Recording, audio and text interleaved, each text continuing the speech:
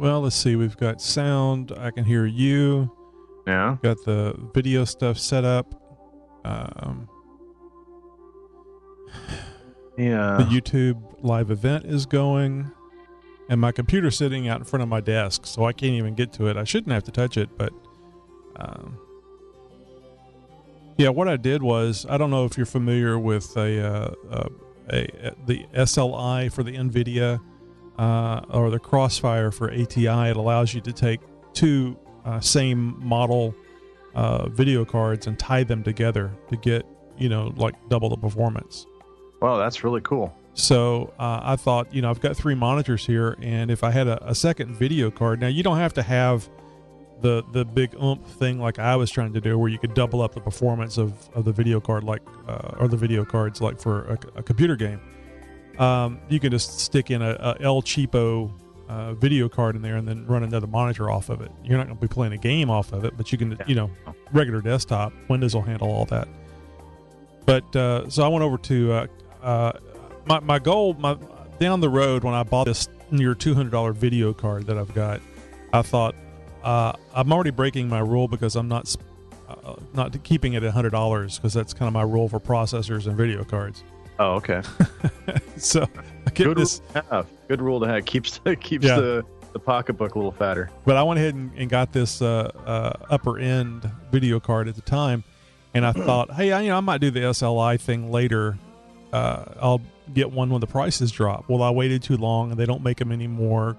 They have a pretty short life cycle. They're always pushing out the new stuff. It's much like the Intel processor or AMD processor thing. They keep cranking them out, and some of these video cards are just amazing about how blazingly fast they are.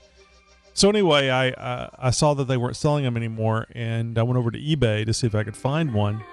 I'm sure you could. Did a sniper bid the last 15 seconds of the auction.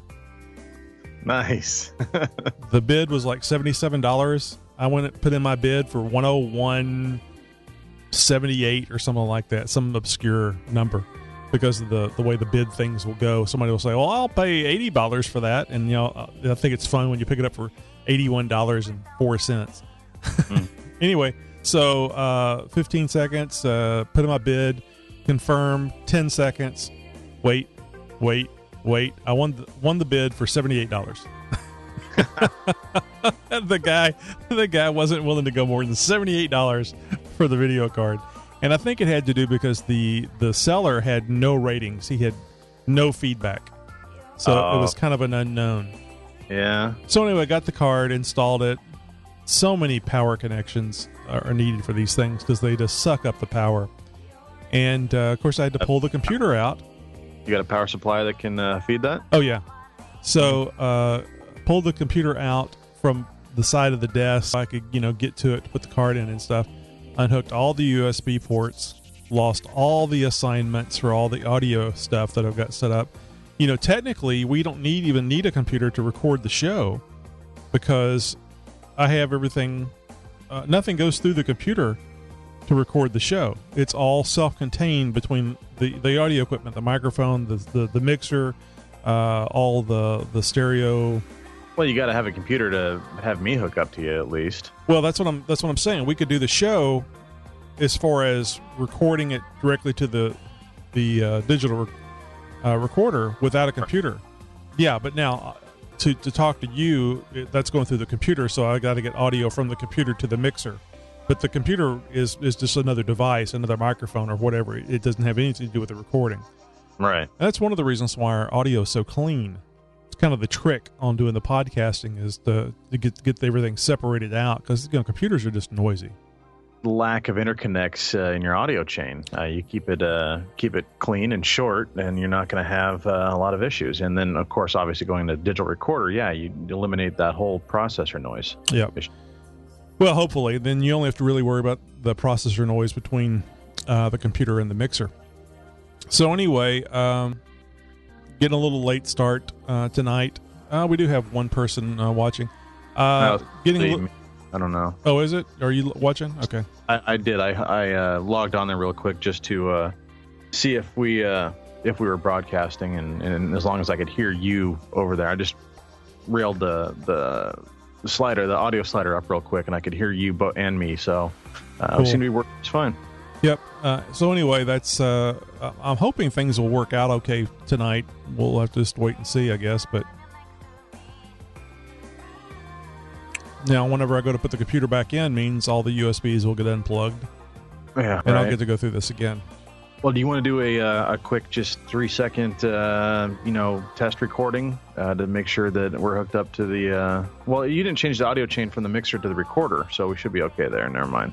Yeah, and on my Roland, I can see the audio levels. So okay, yeah, we're good then. Seems to be fine. The audio seems to, talk a little bit. Let me see. That could have changed your audio. Well, as long as you know, you're right in there between 12 and 6. Great. Okay, so I need to get the show notes up. Yeah, real quick. You sent me 2 invites to episode 22, and one of them is episode 23. They just popped up in my email as episode 22. So if you're looking for episode 23 next week, you might have mislabeled it or something. Just a heads up. This is episode 22, right? Tonight? Yeah, today is 22. Okay. I thought so, because that's where I put the atomic bomb thing. Mm-hmm. Let me close the door and cover up the servers.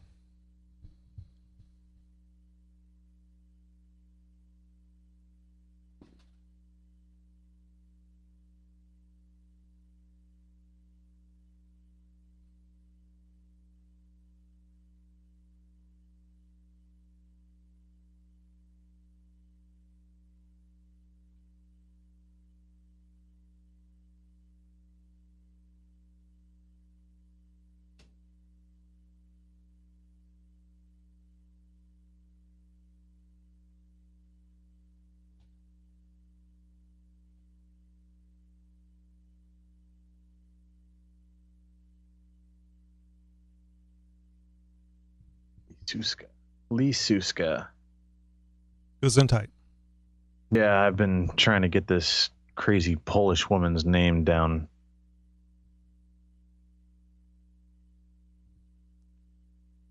Okie dokie.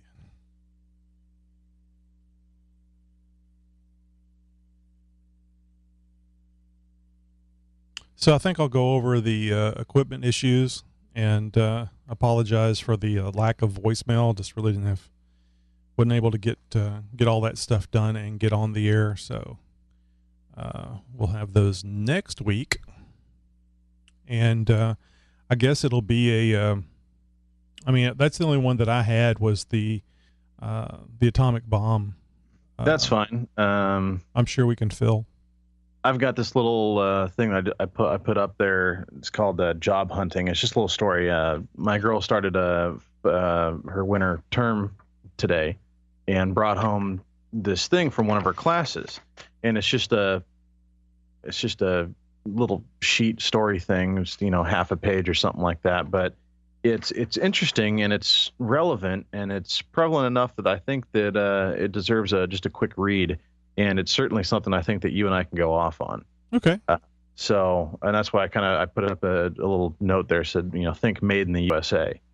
So it's kind of along those lines, and it'll become very, very prevalent what's going on as I go through the story. So is that a twist on words? Is it MADE? No, no, or MAID. Yeah, no, I know where you're going with that. No, it's not like that. So it's you'll see, it'll be fun. Yeah, I'm just messing with you. I can wait. Oh, wow. I just realized with all this stuff, I can put the show notes on the third monitor. Hey. I've got, I have my arms out, and I literally, with the displays kind of bent in, the two on the sides kind of bent in, I've got 6 feet of monitors here. I'm jealous. I got monitor envy. Because they're 23-inch widescreens. Very nice. I got 3 of them, and all 3 of them are on show notes. Show notes look lonely over there now. Oh yeah, I bet. Need to rotate the monitor, or rotate it 90 degrees.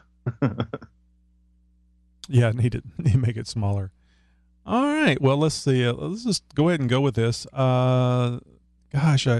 Let me see if I don't think I've processed it yet. Let me see if I can grab one of the new intros so we don't play the same one from last week. Did you ever get the re-recording of the ones that had noise in them? Did she send you a new batch? She said she was going to do that tonight. So I have not checked. She was real nice about it. They had a timer on that thing. So after 3 days, it automatically accepts the work. So I forgot about it, and it had already accepted the work. So technically, she didn't have to redo anything.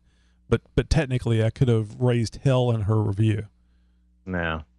But I didn't want to go that direction, especially for, it's Fiverr. I even hate asking these people to redo stuff. But yeah. You heard the noise that was in that recording. That was horrible. She's got talent, though. As soon as she hit that, very good. That Valley Girl character, I lost my shit. I started laughing out loud at work, and I was like, no way. Yeah, that was very good. She said in her text message to me, she says, I threw in because I bought a 3 different voice thing. So she threw in a 4th one. She goes, I did that Valley Girl thing, and I'm not saying all Americans sound like this because she's Australian. I'm not saying all Americans sound like this. It's just supposed to be a funny thing and, like that. And I told her, I said, hey, it's really good. The only problem is that background noise, and you can still hear it even when I take it out of there. So she said, I said, it sounds like a computer with a fan. And she says, yeah, that's my MacBook Pro fan, kind of like, yeah, that piece of crap thing, or something. She was probably using the notebook to record on. Yeah, I bet. Think about what I'm doing. What the hell was I doing, Josh? You were going to take a look at the intro, a different intro, and see if needed to be processed or not. Well, I remember that. I just want to make sure you did. Oh, sure. Oh, I think I moved them. I was thinking it was on Dropbox, but I moved them so you could not touch them and be envious. And perhaps be evil. Now I am, let's see, my show.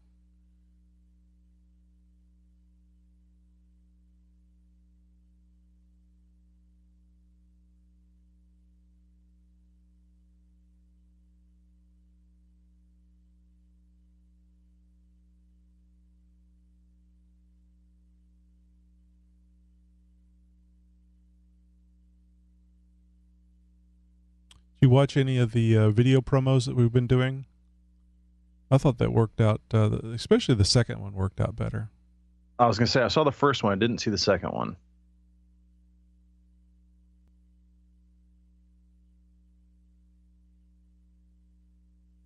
Oh, here we go. Show intros, disclaimer. I need to switch my audio source to see if this is going to work out.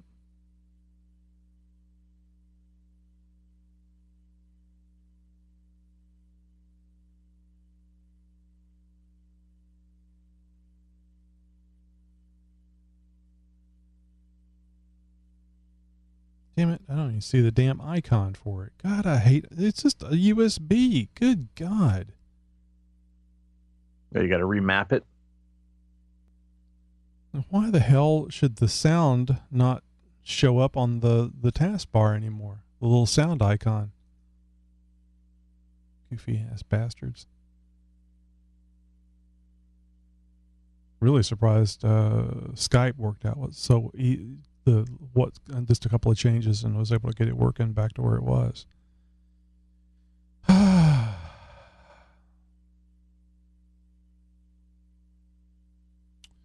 over to control panel.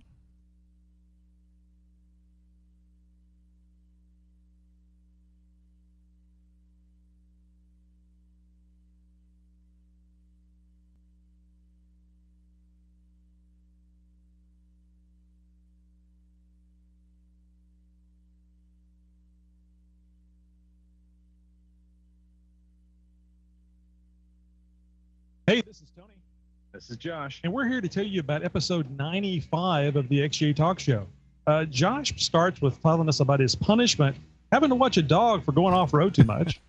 Yeah, and of course, we got some voicemails. Nikki G, glad to hear from him again, and this time a new caller as well. And I'm going to have a Death Tips Jeep Wobble section. And in This Week in Jeep, we're going to bash the 2014 Cherokee just a little bit more. The Jeep you love to hate. Tune in for episode 95. Good editing on that with the logo in the beginning and the fade out at the end. Good stuff. Yeah, that software from Adobe makes it easy. Your screen captures lately, you've been choosing some real winners, like the one you chose for episode 92. Actually, that's YouTube that grabs those thumbnails. They do it at a certain a certain timing on the video. Oh, talk about unflattering. Yeah. You can upload a thumbnail that you want to have appear. I thought you were doing that on purpose. No. I was like, I've got a great expression on my face, and I was like, oh yeah, Tony went through and picked that one out special. I know. Yeah, that would be fun.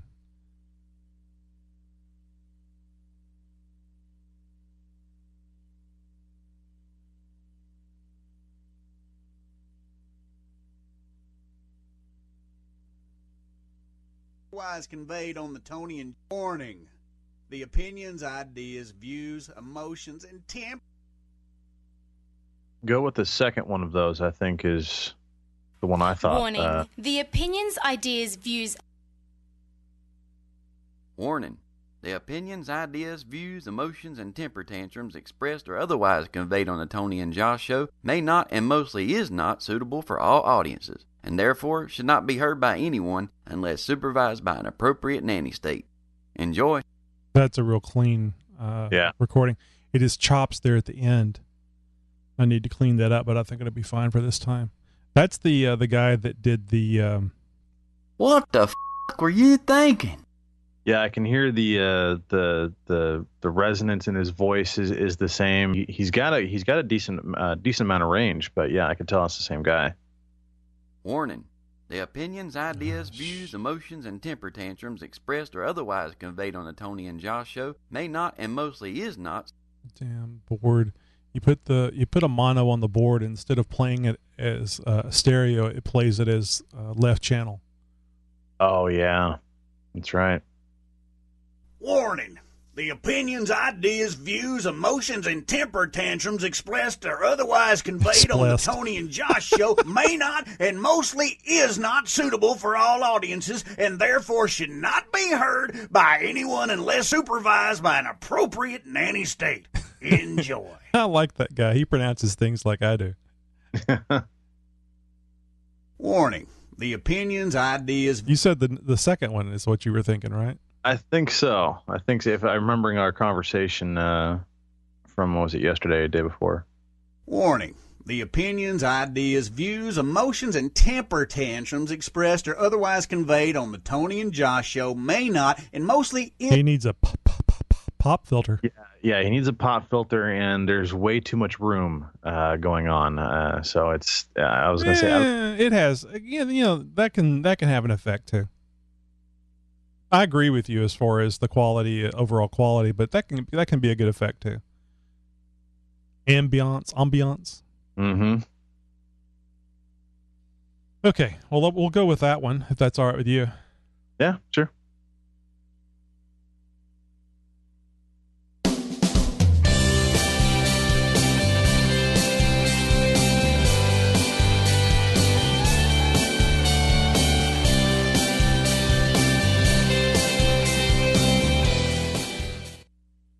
Warning. The opinions, ideas, views, emotions, and temper tantrums expressed or otherwise Welcome to the Tony and Josh Show. Tony and Josh are the functionally illiterates of the podcasting world. Now here they are, Tony and Josh. Okay. All right. In the great words of a certain captain of a submarine, let's kick this pig. You know what that's from, don't you? That's not Hunting for October, is it? No, it's up Periscope. It was Oh, I love that movie. it's been ages since I've seen that.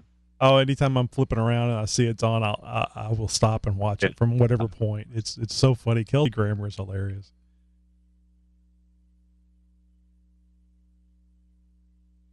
Warning. The opinions, ideas, views, emotions, and temper tantrums expressed or otherwise conveyed on the Tony and Josh Show may not, and mostly is not, suitable for all audiences and therefore should not be heard by anyone unless supervised by an appropriate nanny state. Enjoy.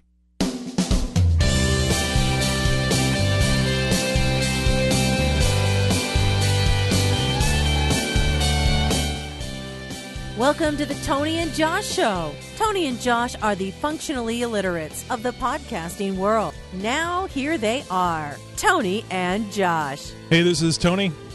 And this is Josh. And this is episode 22 of the Tony and Josh Show. I was thinking 23, but Josh corrected me, said it's 22. Yeah, that's what I've got in my notes. And, I'm brought out all my fingers and toes and brought out something else I can count on. And I've got 22. I was going to say, you must have rented somebody because 21 is as high as I can go. Yeah. Well, we're glad we're climbing these numbers. I can't believe we're at 22 episodes already. It just seems like the other day we started episode 1. And looking back now, we've covered a lot. We're going to cover a little bit more tonight as well. We got some wild and wacky stuff for you guys. And, we might get a little patriotic tonight, too. I got a little story I'm going to share with you guys. We're not going to have any voicemails tonight. Had some technical glitches that we're still ironing the wrinkles out on, so we'll get those voicemails to you guys next week, we promise. Yes, wrinkles. Wrinkles, damn it.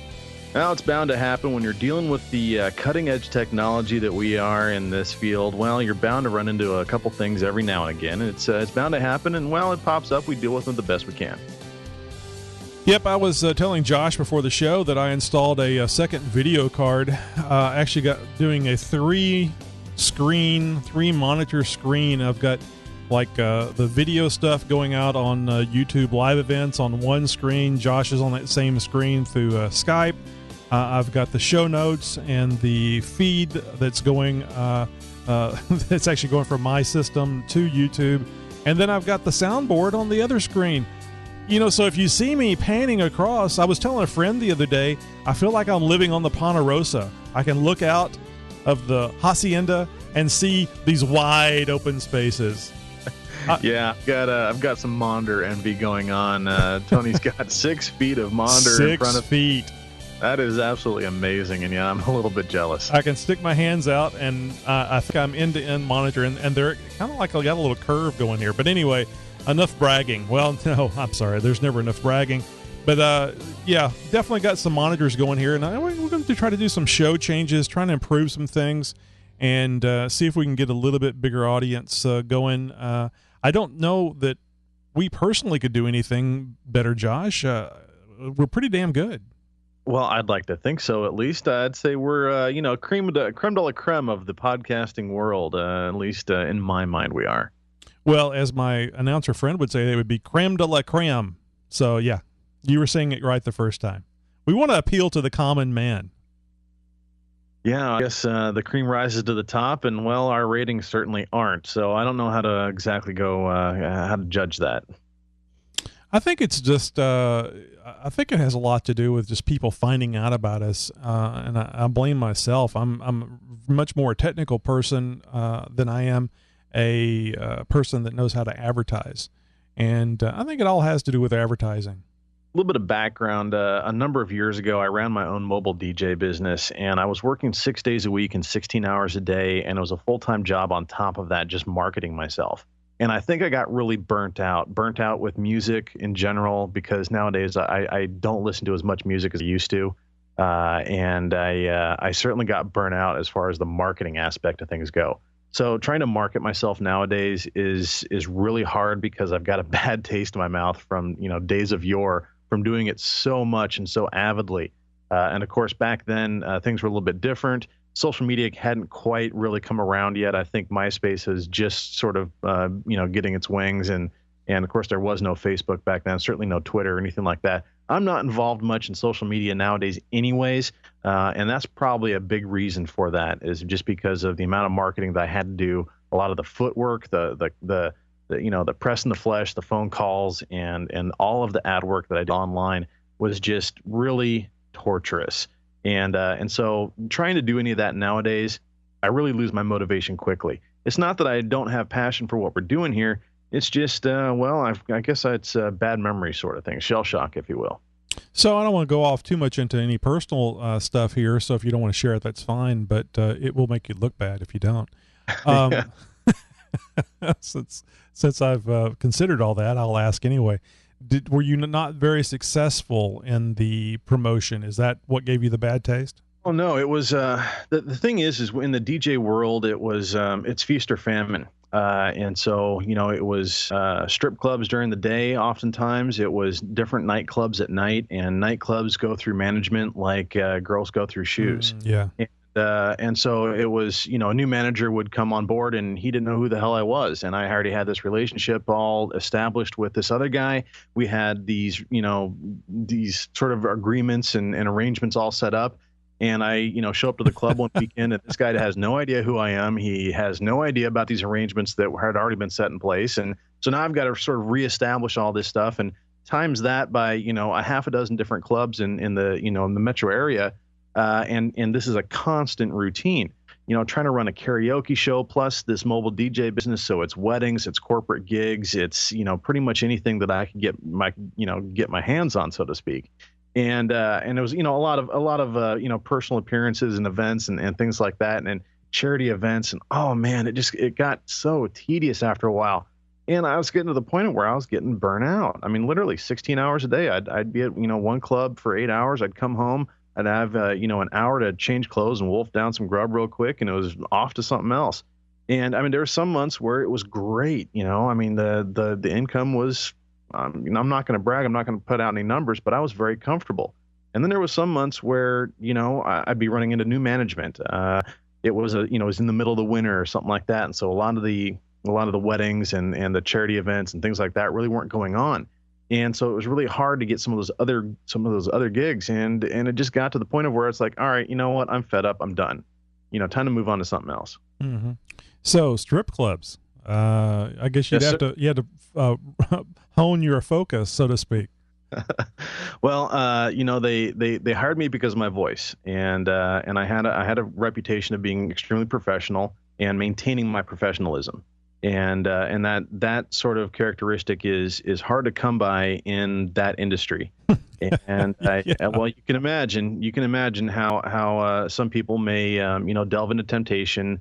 They may lose their professionalism and obviously not do their job properly. And I called it the we may have to bleep this in post or something, but call it the titty mines. Because it was, hi ho, it's off to the titty mine I go. Yeah. It was like herding cats, Tony. It was a very interesting job for quite a while. Sure, there were fringe benefits and all that I won't get into, but well, I was going to say I've worked in call centers, and we're not talking about strip clubs, but it would be kind of hard to know the difference other than they were fully clothed. Because you get a bunch, and I don't understand it. You get a bunch of females together in one spot, and like what you talk about, the cats type thing. It was, I was like, okay. Well, anyway, herding the cats that probably explained the tuna smell. Yeah, well, I was just gonna say there's there was a time of the month because there was always a leader of the bleeders. My God.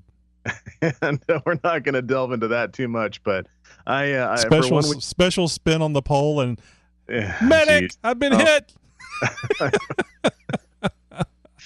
Oh man, there was definitely a month where things were very interesting. Were they on similar cycles? Is that what you're saying? I've heard that. That's exactly what happens. Wow. You have an alpha female, and when you've got a bunch of girls that are, in those kind of settings for, extended period of time, close quarters, and exactly for, a length of time, you were talking, several months at a time, and it's the same pack of cats, as it were. Now they would let them leave, right? This isn't a human trafficking thing you were a part of. No, nothing like that.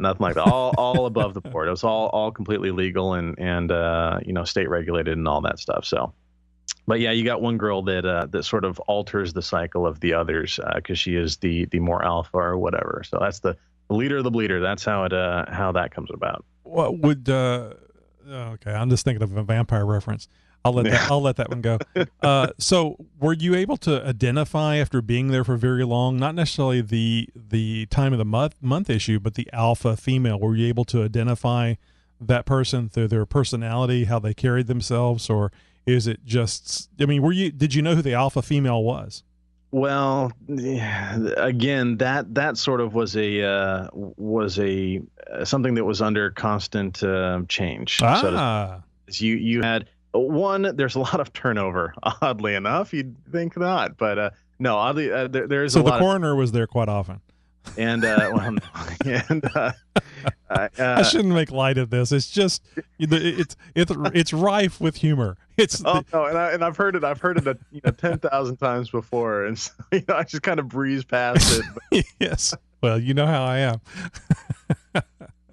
No, so there's a lot of turnover, and there's a lot of battling for dominance, for the most attention, and that sort of stuff. I mean, that's what it all comes down to is hey, look at me. I know it's hard to believe at my tender age, I've never been to a strip club. I'm surprised. Every man should at some point in his life experience some degree of what the gentlemen's clubs have to offer, and I'm not talking about going to the back with cinnamon into the champagne room or anything like that, and emptying out your pocketbook and checking account. No. But just even going in there and having a couple beers and laying a couple dollars on the stage or something like that, I think is a rite of passage for every man. I probably shouldn't talk about this, but my brother-in-law on more than one occasion tells me, "Come on, let's go to the biddy tar," and it's I've never been. I'm not interested. I don't drink. What do you mean you're not interested? I said, it's like going to a car show. You're not going to drive anything there. What do I care about going over? And I'm not even going to touch the car because it's a $300,000 car and they don't want you touching it. So, why? What's the draw? So he's like, I won't tell my sister. Nah, I ain't gonna do it. I mean, I believed him, but nah, I've just never been interested in going to one of those places because, like I say, it's like. I mean, I've gone to a car show. I mean, but I'd much rather drive a car, Yeah, it's not for everybody, that's for sure. And there's no driving allowed in most of the clubs. not officially. I understand. Yeah. Yes. No, there's often. I've got some horror stories that maybe I'll share in future episodes. But talking about themes. Did they ever have Halloween themes at the strip bar? Oh yeah. Oh no. There's one particular club, and I cycled through the circuit, so to speak. There wasn't one particular club that I was always at. So there was a few different clubs that I would cycle through, and depending on shift available and what was going on and all that. So. But there was a couple clubs that did events throughout the year. Halloween was a huge one, of course, New Year's, etc. Any of the holidays, they always would get into the spirit. Girls would wear, little Mrs. Claus outfits and stuff. Yeah. Halloween, it was no holds barred, man. Oh my God. That's the time for women to come out as sluts. I mean, come on. They dress up. If they're not bad enough already, Halloween equals slut. I've never understood that. And there's never been. It works for me. I don't know. I can't think of any Hollywood movie that was Halloween sluts. I mean, maybe it has been out. I don't know. But it's just it's horrible. But yeah, I agree with you. It's just the way those things go. Now, my wife loves Halloween. And she, one year, because we worked together for 2 or 3 years, I guess, at the company I was at for 16 years. And whenever they would dress up their, whatever the Halloween day was prior to Halloween, she would come as the most horrid looking witch. I mean, she like the green face paint. And I mean, did she go? Well, she would get the tissue on the face so that it would simulate skin coming off.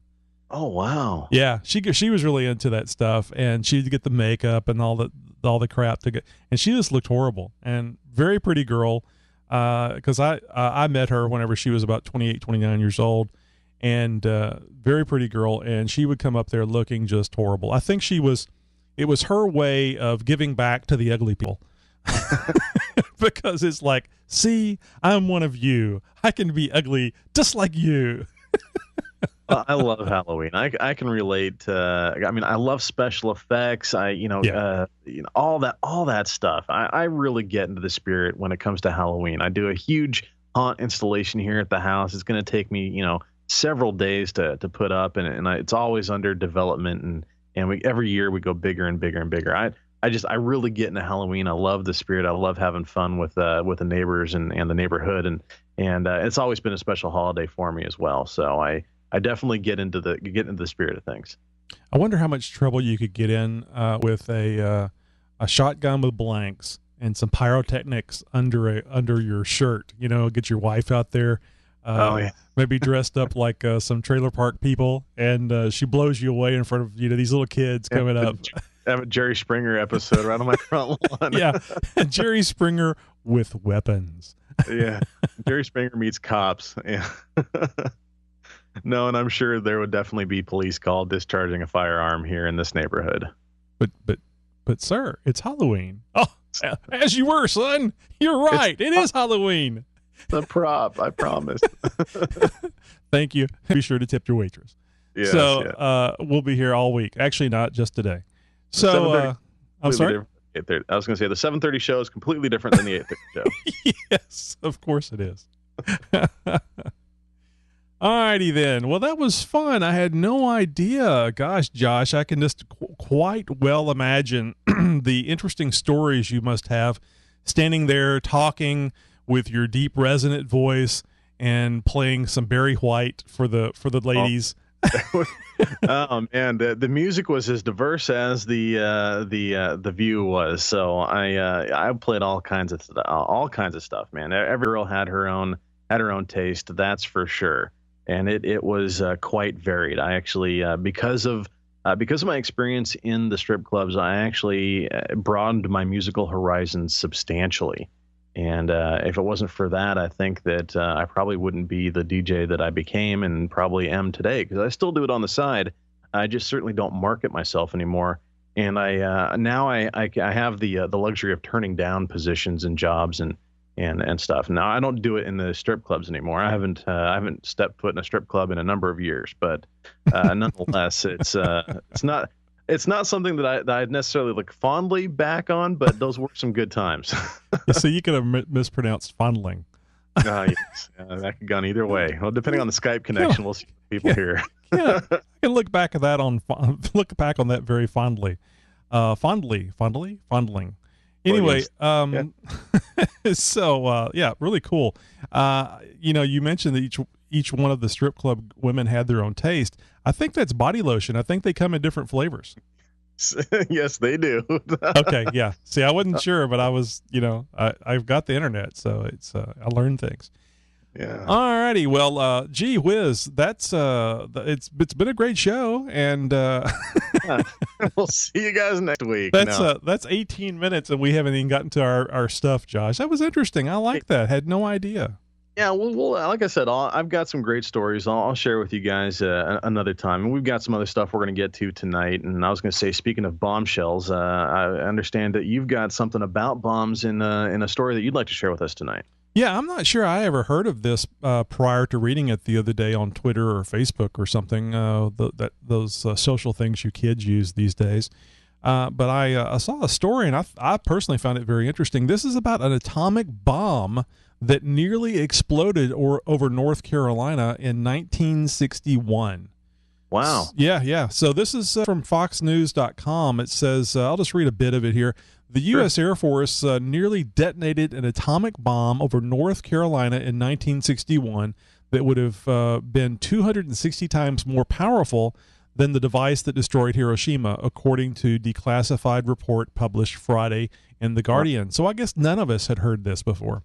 Now, correct me if I'm wrong, but an atomic bomb that would explode in the atmosphere, regardless of its altitude, would release an electromagnetic pulse, an EMP, that would pretty much devastate any electronic device within, I don't know how many mile of a range. But even back in 1961, I don't think that we would have been able to escape such an event. Had this thing gone off, I would imagine this would have knocked well, pretty much the entire middle of the United States back into the Stone Age. I can't say for absolute certainty, but in 1961, and the part that I'm getting to is about the type of electronics that we had at that time. But based on, I guess, really watching movies and made-for-TV things, so it's not really technical of nature, but it may be correct. In 1961, that was really transistors were just really coming out, and there wasn't really a lot of them. In fact, it might have just been labs and things. The majority of stuff was big-ass capacitors, resistors, and tubes. Tubes were the big thing. And, and literally, they were very big. And so we probably would not have seen the electronic devastation from an EMP in 1961 that we would see today. Because basically, an electromagnetic pulse is just a strong magnetic wave. So if your electronic device, transistor, tube, whatever, is a large device that can absorb and dissipate the electronic pulse, it's going to continue to work. I mean, maybe its lifespan will be reduced, but back in those days, I actually when I first got into ham radio, my radio, at least the certain parts of it were tubes, and those tubes would go out, after 2 or 3 months, maybe 6 months. So you were always running down to Radio Shack or something to pick up another tube, and it would change how the radio worked, because it's like a light bulb, but this light bulb is kind of going out over time. So you would it would kind of change how the radio operated. It was kind of interesting if you've never been in the tube days. At any rate, so it probably wouldn't have done as much damage as it would have done today, especially with our phones. The transistors are so small. There's so many of them. Resistors are literally fly specks.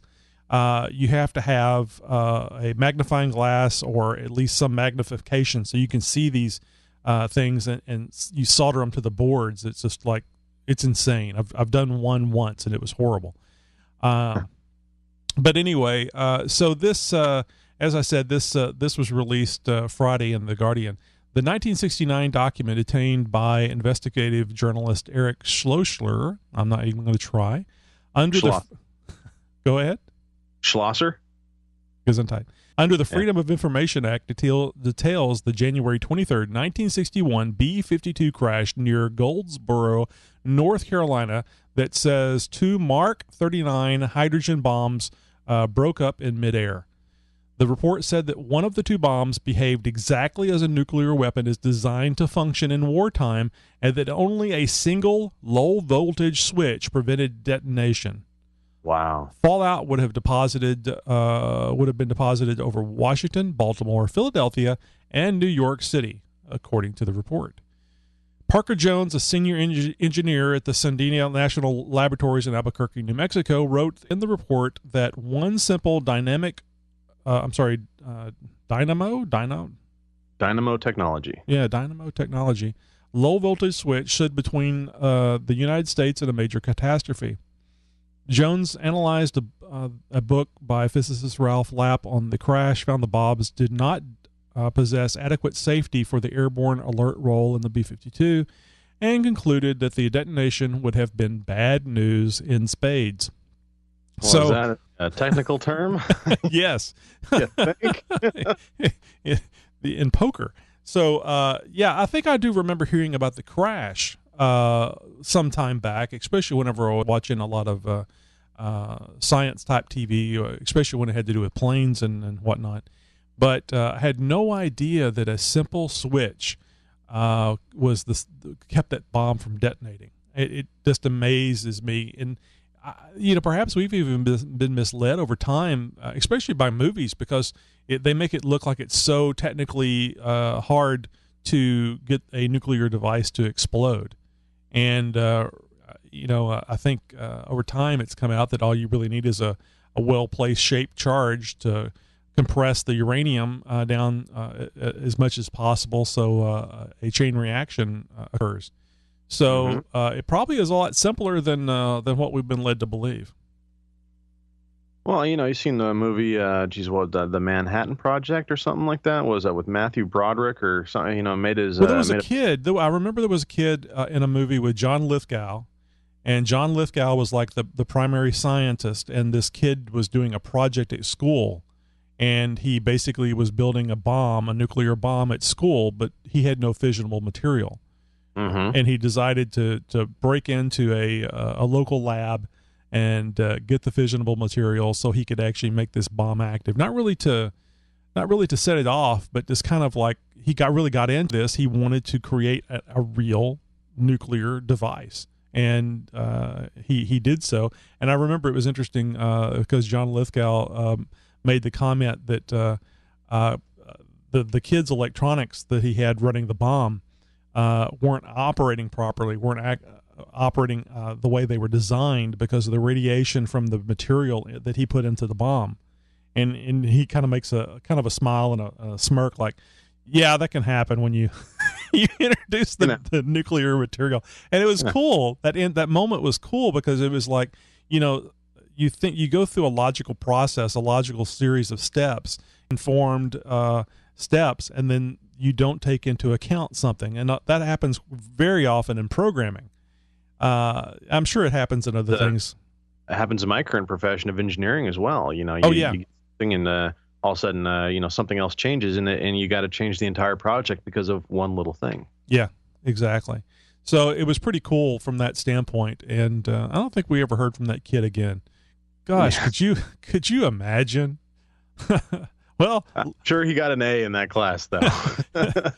Billy's going away for a while, but they're going to put him to work.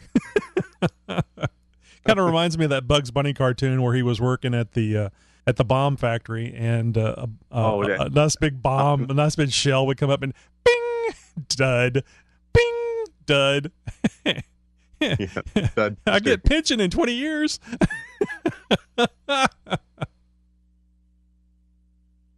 Well, thankfully that didn't explode, and but it's very interesting to find out that these things do happen, and the military is exactly what you would expect. A group of individuals. I like to think of it as a monkey with a football or a monkey with a hand grenade. Yeah, really. As long as they learn from their mistakes, there's people like everybody else, and these things are going to happen. It amazes me we've gotten this far without having these issues. I mean, Chernobyl's been the worst thing that nuclear that I know that has happened. Yeah, no, I mean, as far as radiation leaks and things like that, absolutely. I mean, I can imagine that had this event actually happened, had a nuclear bomb actually gone off. It probably would have turned North Carolina into a new national park. I don't even know if we'd be able to visit it now. What's the half-life on something like that? Well, Chernobyl's not doing too bad. So I don't know how. I think it has radioactive spots. I think that the nuclear stuff can be, maybe it's worse in some instances, but not as bad in others. Of course, radiation. The Earth is naturally has natural radioactivity through uranium that exists, and I think that there's things that the Earth does that takes care of these things over time, more so than just the half-life of the nuclear material. So I don't know. We learn things when bad things happen. Yeah, exactly. There's an interesting line here that I highlighted here in the show notes that I want to share with people here. So Carolina placed a historic marker in the town of Eureka with the words nuclear mishap, according to the Raleigh News and Observer. Now, there was a show. I'm going to channel my inner geek here for just a moment, and there was a show on Sci-Fi Channel for a while called Eureka, if I'm not mistaken. Still on, I believe. Is it really? I know it's at least in syndication, so I don't know if they're still filming it or new episodes or whatever. But I really like that show, and I don't know if that town was sort of maybe labeled after this one, if they named it after this, or if there was the actual town of Eureka in North Carolina was a bit of inspiration for that show. Whenever that show first was announced about coming out, and I thought it was a really cool idea, and unfortunately, it has a lot of cheese in it. It's more of a kiddie kind of show. Well, I think that there was a point in which they, a little Happy Days reference here, jumped the shark. And I don't know if there was a particular episode that did it, or they changed writing staff. I don't know. The first couple seasons or so was pretty good, and then it just kind of sort of droned on. Maybe they lost good writing material. Maybe they lost good writers. I don't know. Ran out of inspiration and just sort of started getting a little bit more cheesy than anything. I don't know. In any case, the show certainly doesn't hold up nowadays as it did early on. Well, according to Internet Movie Database, it was a 2006 show, and it has a little dash and then no ending year. So as long as IMDb is current, they're in their 5th season as of 2012. So they don't show anything for 2013. Now, I don't know if you remember the guy that Sarah Connor was going to assassinate in Terminator 2. He worked at a company there in California that was developing a computer, a multi-core computer. I think the piece of technology they had from the brain of a Terminator was an 8-core processor. Yeah, something like that's right. Anyway, he's in Eureka. His name is Joe Morton. I've always enjoyed him. He's a very good actor. That's right. And I was sorry to see him die in Terminator 2. He was a good man. Yeah, that was a very tragic death as well. Well, it was a suicide, but he was trying to blow up. He understood what was going on with the Terminator thing and how that was going to be bringing things to the future movies. Now he wasn't going to be a part of them.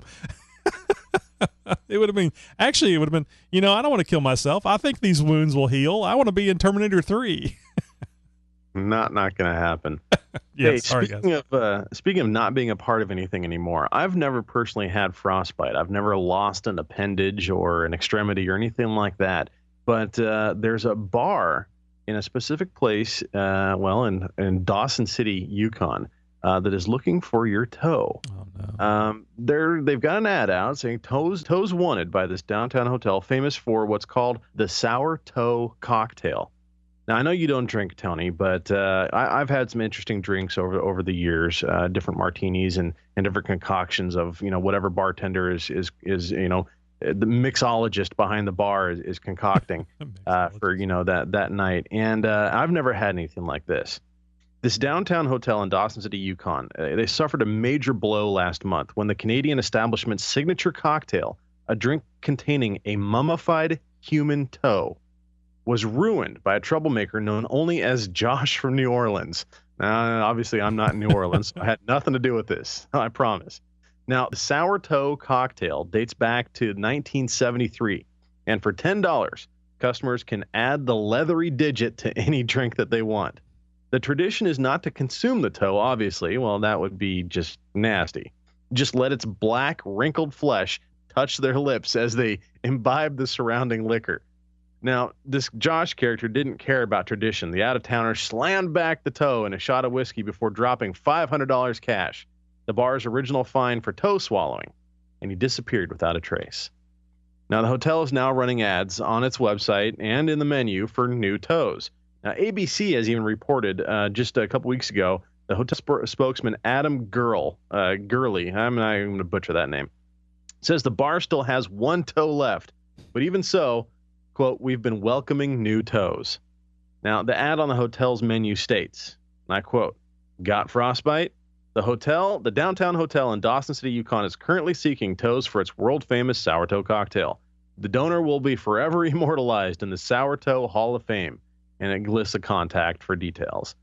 Now, the bar owner has said that since the ad went up, they've already had, quote, a few offers, primarily from people who suffered an accident or will soon be undergoing a medical procedure entailing full toe removal. Now, the original sour toe, which allegedly belonged to a trapper who lost it due to frostbite, which was accidentally swallowed in 1980. Now, the hotel has gone through about a dozen toes ever since. Now, the subsequent toes were donated to the saloon, and they sit in a bath of pickling salt when they aren't in use. Bar officials say that the booze's high alcohol content keeps the toes sterile, despite the fact that they may touch the lips of more than a dozen people in any given night. Now, there are videos online, folks, of this. I'm sure that all you'd have to do would be go to YouTube or something like that and type in sour toe cocktail. I've seen a couple of these videos, and it is quite disturbing. It is literally a black, leathery, mummified toe that they pull out of a salt bath, shake it off, dust it off, and drop it into your glass of whatever liquor you so desire. And there's one guy who they go through this whole process, and there's a chant, and there's a song, and there's all kinds of, rigmarole that goes about it. And he takes that shot, and the toe touches his lips, and that's the whole thing. And so even though I do enjoy a nice adult beverage every now and again, you won't be finding me enjoying a sour toe cocktail anytime soon. Hold the toe.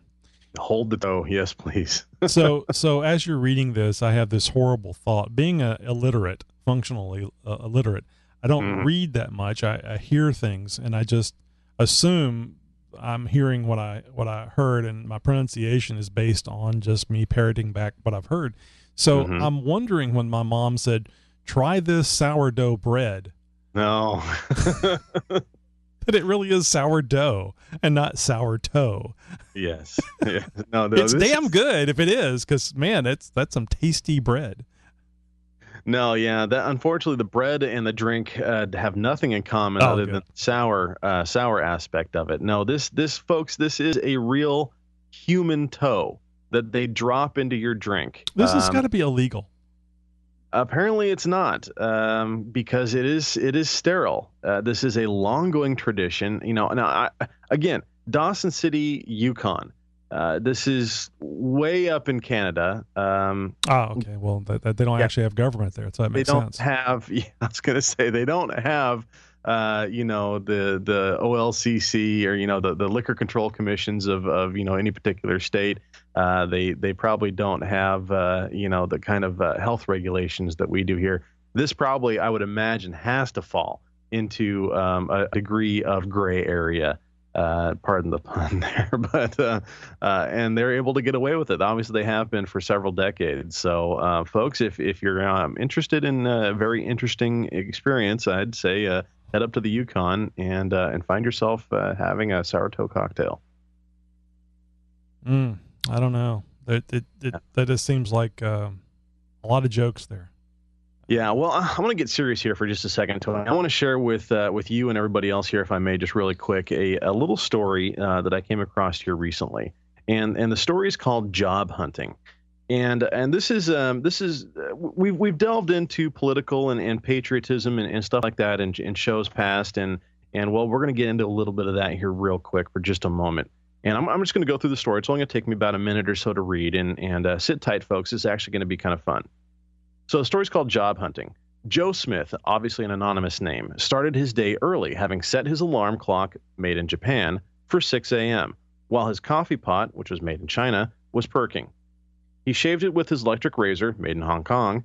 He put on a dress shirt, made in Sri Lanka, designer jeans made in Singapore, and tennis shoes, which were made in Korea. After cooking his breakfast in his new electric skillet, which was made in India, he sat down with his calculator, made in Mexico, to see how much money he could spend that day. After setting his watch, made in Taiwan, to the radio, which was made in India, he got in his car, which was made in Germany, filled it with gas from Saudi Arabia, and continued his search for a good-paying American job. At the end of yet another discouraging and fruitless day checking his computer, which was made in Malaysia, Joe decided to relax for a little while. He put on his sandals, made in Brazil, poured himself a glass of wine made in France, and turned on his TV, which is made in Indonesia. And then he wondered why he can't find a good-paying job in America. Folks, I'm a big supporter of Made in America. And that little story kind of puts things into perspective, just sort of the things that we do just throughout our day, through our routines and stuff like that, that really kind of put, well, just how much of our daily lives is not American, involves items that, well, didn't come from around here. Now, obviously, you can't just close up the border and keep everything all American all the time. I'm all for America. But oftentimes, we got to have stuff that, well, is not made from here. But it kind of puts things into perspective as far as, what's going on with the job market nowadays, at least especially in the last couple of years, and why it is so hard to find a good paying American job nowadays, because so much is being outsourced. And I'm all for made in America. I buy local when I can. I buy American when I can. But honestly, I'm sitting here looking around in my studio, and I can't tell you there is one, maybe two things that are sitting here in front of me that was probably made in the USA. It's just part of life, unfortunately. But that little story just kind of opened my eyes a little bit and just kind of put things into a different kind of light and made me think about things a little bit as far as, what made in America really means nowadays, especially with so much that we have in our daily lives that we take for granted and so much that we don't even look at. Well, I'm going to go on a direction here that you probably wouldn't have expected, but I remember back in the 70s and certainly the 80s, but mainly the 70s, when the American car makers, manufacturers were getting their asses kicked by Japan. Because I think it was the Lexus and certainly Toyota, maybe it was pre-Lexus, but it was certainly Toyota, Nissan, some of the other vehicles. They were coming out with vehicles that were very well made. I think anybody that is had a vehicle back in the 70s knows that if you had a vehicle that had 60,000 miles on it, you were near the death of that vehicle. And even if you rebuilt the engine, there were a lot of other things that you were going to have to worry about: rust, how the body parts were fitting together because of vibrations, and the vehicles were just not made well at all. But here across, the Pacific, you could get something from Japan, which is a very small country with very limited resources compared to America, both That's right. both in human brains, engineers, and in actual physical resources to make the vehicles that we're making a superior product. I'm sorry? I was going to say, especially natural resources. Yeah, that's what I was trying to say, natural resources. And they were making a much superior product. And if we, and I say we as the Americans, had our way, I seriously suspect that without that just ass whooping we got from Japan and how to build cars, we would still have vehicles that only got 60,000 miles, or they might be up to 80,000 miles by now. And you know why? Because engineered obsolescence is profitable. That's right. And why? It's not bad business to do that, but it's a bit dishonorable, not very, it's shady. It's a shady business practice. But you have to ask yourself, why were they doing this? And I think one of the reasons why they were doing this was, and I'm just going to, maybe I'll come up to the edge of political. All right. The unions. Oh, sure. Especially in the 70s and 80s, the unions ruled. Yeah. I mean, that had to pay a decent wage. Yeah. Yes, you did. And a decent wage is $80K. Yeah, still to this day. Plus 600 years of benefits to you and your next 6 generations that follow you. Yeah. Because the unions were able to do that deal. Somebody needed to stand up to them with balls and say, no, we're not going to do that. But everybody, because of the way the market is set up, and when you have a publicly traded business, you don't care about 10 generations down the road. You care about the numbers right now because you need to make your numbers so the stockholders will be happy, yada, yada.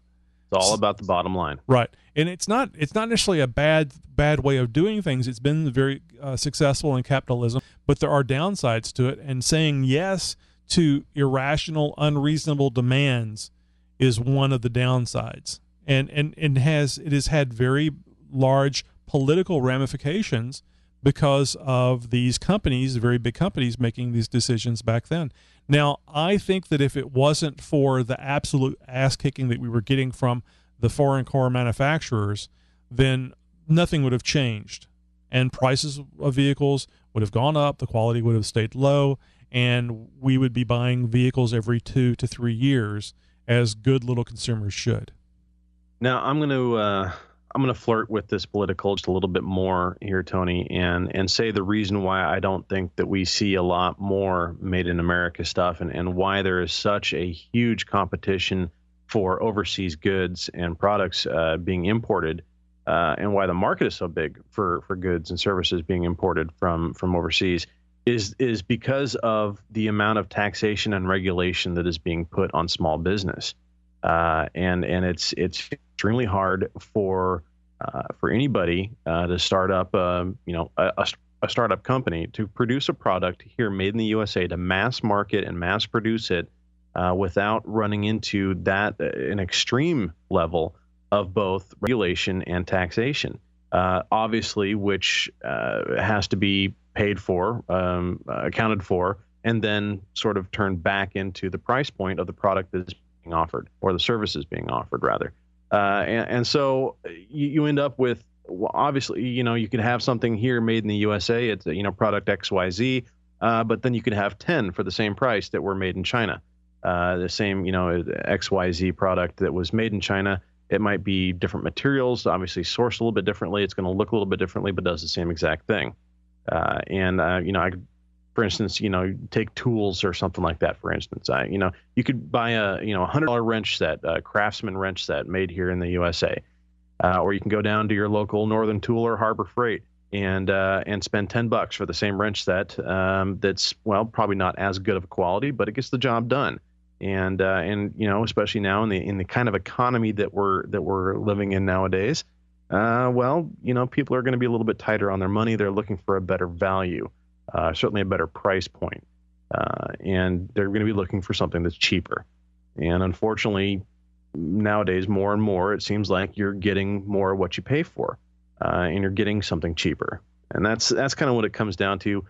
Oftentimes, I'll find myself, if I can get away with cheaper, I'll buy the cheaper. If I need quality, I'll spend a little bit more money, and I'll look for something that's made in the USA. Well, like you say, I mean, if you can go buy something for $10 and you can get the quality for 50 or 75, how often are you going to be using that tool, that device? And if it's a heavy use item, like maybe in a business, then you probably want to spend the $75. But if it's personal use, I think I can go down and buy that tool 3 times for $30 if I need to. So yeah. It's a numbers thing. Even people that don't do math can figure out that buying it for a one use or 2 use tool for $10 is makes a lot more sense than having the warm fuzzy, buying American and buying the quality product. And I think that's the problem. We've had the story in the past about the printers that print things, actual physical items. 3D printers. Yeah. Yeah. I will go out on a not so small limb here and say that I believe whenever the 3D printers get to where they are capable of creating hardware freight or Chinese quality goods, that you will see again a small business revolution, because there really won't be a cost involved for the individual that's making these items. They'll be doing out of their home or their garage. So I really think that's going to be a huge renaissance of bringing things back to America, because if Joe down the street has the latest and greatest 3D printer that has that extra quality that keeps the gun barrel together for multiple round shots for 10,000 rounds or something. There I went with guns. Yeah, squeeze it in sooner or later. That you're going to go down there and buy from him, and it's going to give him some money so that he can go out and get a better, or it updates to that 3D printer to do more things. It's really going to hurt the countries around the world, because there's no shipping. There's no shipping. Now, they may make the 3D printers, until we start making our own with our own 3D printers. Exactly. You see what I'm going for here? Exactly. We in America, we have technology, and this is the age of information. And we have information. We have the internet. We developed that. We have the information on like the CAD CAM stuff that you do. So it's the individuals that have this higher knowledge, this data, this ability to understand three-dimensional items and bring them to fruition that is going to once again make America head and shoulders above everybody else. Everybody here has a damn computer, and that's what you need to print 3D things. Yeah, and really, I mean, this computer age that we're in right now, and the level of expansion of technology, and you know, you're looking at back over the years as far as how technology has progressed by decade, and we're in such a technological boom right now. It's not even funny, and the things that are going to be coming out of, you know, the next couple of decades as far as technology and the level in which it's going to be produced and available to the general public is just mind-boggling at this point. And you're looking at 3D printers that you can get right now at Staples, for that matter. Obviously, there are 1,000 different kinds and versions and software and capabilities available online. They all do different things, but nonetheless, it is a driving technology that is becoming more and more available. I mean, geez, it's on a big box store, brick and mortar. It's there. You can go and get it right now. And play with it and experiment with it and build on it and expand it and all this sort of stuff. And obviously you can start prototyping with it. And that's what I'm talking about, is being able to get out there and have that ingenuity and creativity and drive to start creating something that you can then obviously build a successful business off of if you so desire. I mean, this what we're talking about here is the American dream. Well, guys, without getting too political, I'd like to go out on a happy note, and by happy I mean, well, happy ending, and you all know what I'm talking about there. Al Gore does. There's a very special story that I found and coming across my research over the last week and digging for some interesting stuff to talk about. And there's a particular woman, a Polish woman, who wants to set a new world's record. And that's interesting unto itself. I've always been a fan of the Guinness Book of World's Record. I pick one up about every 5 years or so, and just to kind of see what's new and all that. There's a 21-year-old, and I'm going to butcher her name here, so pardon me. This is, again, it's Polish. Ania Lasuski. Ania Lasuski, I think is how it's pronounced, from Warsaw, Poland. She's on a mission. Her goal is to sleep her way through Europe. Now, most of us conjure an image of a backpacking trip through Europe, sleeping in little hostels here and there, all through various little countries along the way. Well, this girl doesn't want to have a snooze in lots of countries. She wants to sex her way through the continent in a quest to screw 100,000 men, despite being in what she calls a serious relationship. But it's not just Europe that she set her sights on either. Miss Lasuska is after the world. Now, September has marked the beginning of her planning phase for this world tour that she's embarking on. So that beginning in October, here just another week or so, she will start to visit as many countries as possible. In a quote from her blog, she says, I hope I can also get permission to enter the Arab countries and meet with some of the men they have there. Now, starting in her homeland in Poland, on May 24th of this year, she's already racked up 284 sexual partners. And when her home country comes up dry, she'll move on to the neighboring countries to spread the love, as it were. Now, obviously, her serious boyfriend is not thrilled, to say the least. Now, she plans to spend at least 20 minutes with each partner, which would take her almost 4 years to complete if she does nothing else in between the 100,000 men. Now, she set up a website to help her facilitate and document her whole quest in hopes to get into Guinness Book of World Records. Now, which as far as I know, at least in the books that I have, they've never judged a sexual-related record before. Now, according to her website, and it's just her name, anialasuski.pl, she literally gets thousands of emails every day and has a fairly massive fan base, according to her at least. And so why is she doing all this? Well, in her own words, I'm going to close with this. She says, I live in Poland, a country where sex is a taboo subject.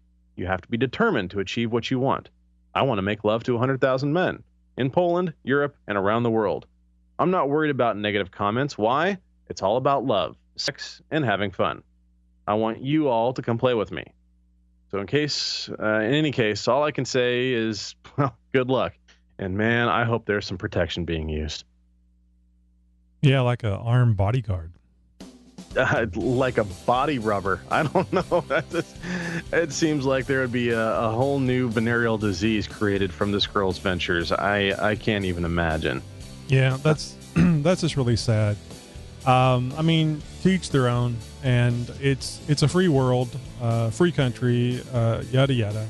But yeah, I at 21, the brain hasn't fully formed yet, and no, of course not. I can't help but think she's going to look back on this in 40 years, and much like a tattoo, go, "What the hell was I thinking?" Yeah, I think we got a sound drop for something like that. What the f*** were you thinking? Yep. But everybody likes a story about a 21-year-old girl that wants to sleep with anything that walks. You did say men, right? So she's at least not a 21st century girl, and all genders and species are welcome. That's according to the story is what she's going after. So I imagine that, it's all got to be counted. It's all got to be documented. And there's, I guess, a team that is following her that is. Well, yeah, of course. Sniffy team. Yeah, it's going to be a lot of wet wipes.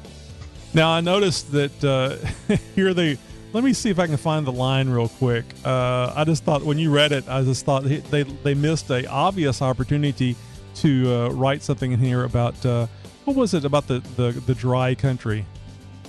Oh yeah, when her native Poland comes up dry, she'll start moving on to I think it was pretty obvious to put in bone dry. Yeah, bone dry. And when her home country comes up bone dry, yeah, I don't know. Perhaps it's just too much tongue in cheek. Oh, I did it again. So, guys, thanks a lot for joining us on the show. Didn't mention it at the top. We do YouTube live events every Thursday, 10 p.m. Central Time. Just go over to, and I know this is confusing, but we have to do it this way for now. You go over to YouTube/user/xjtalk, and you will see the live event for the Tony and Josh Show. We do another podcast that has a lot more subscribers, so we can actually do the live events on that channel.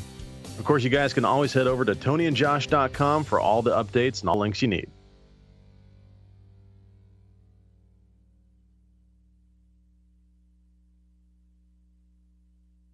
That's the downside of having the soundboard over there on the side, because I wasn't aware of when the music was ending. Oh, I'm sort of getting used to the time thing. I don't hit my stopwatch or anything like that. I just kind of I know it's okay. It's been about 2 minutes, or so, or 2 minutes and 30 seconds, whatever the timestamp on that is.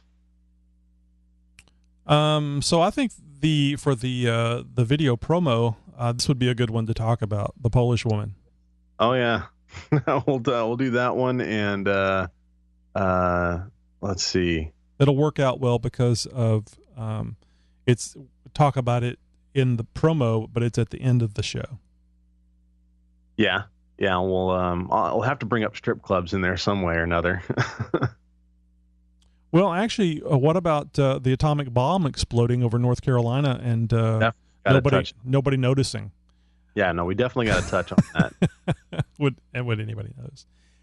So I was thinking maybe those two things, like start with the one about the girl, whatever her name is, Anna. I'll call her Anna, and then go. Oh yeah, well I guess we can throw in let's not do sex bomb. Let's do sex bomb sex. Sex, yeah. We'll sandwich that in there. Oh, I see what you did there. Okay, let's see. I bet you I need to check and make sure that the sound device is still set Mm-hmm. for the video recording. Right. I know you've had some issues with that before.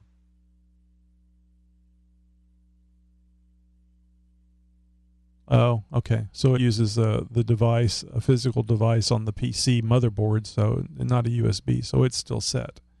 Okay. Let me just do a quick recording to make sure that it is working properly. Are we still streaming? Yeah, we are still streaming. Okay. You're not still watching on the on YouTube, are you? No. I just right before we started broadcasting, actually doing the show, I turned that off. Working properly. Yep, that's working. Still has the hum though. I need to work on that. So we have one viewer right now.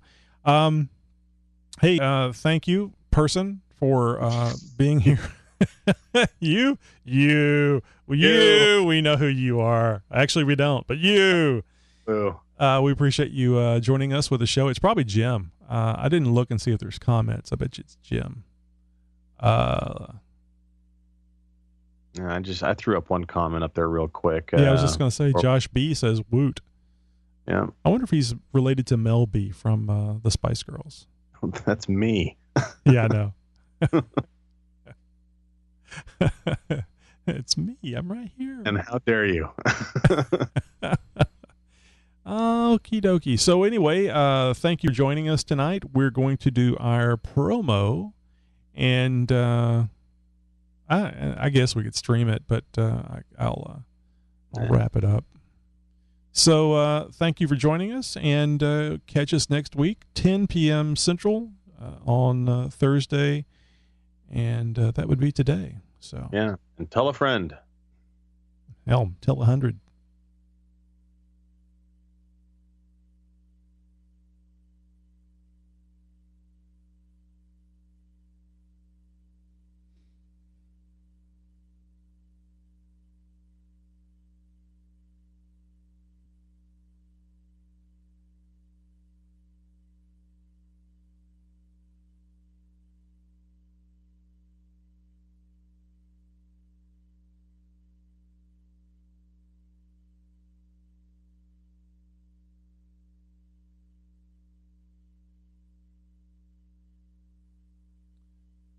So I don't know why, but for some reason it logs me out. I mean, I'm on the screen, the YouTube screen, the whole time, and then when I